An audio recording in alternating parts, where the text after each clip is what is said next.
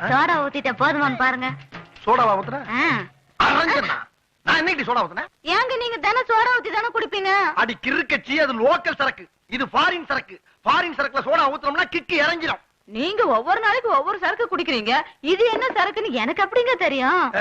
புருஷன் ஒவ்வொரு நிமிஷமும் என்ன பண்றான்னு தெரிஞ்சுக்கணும். அவதான் பொண்டாட்டி. பத்தாய் அறிவு சரி. ஏன்டி இப்படி எல்லாம் என் உயிர் எடுக்கிறடி?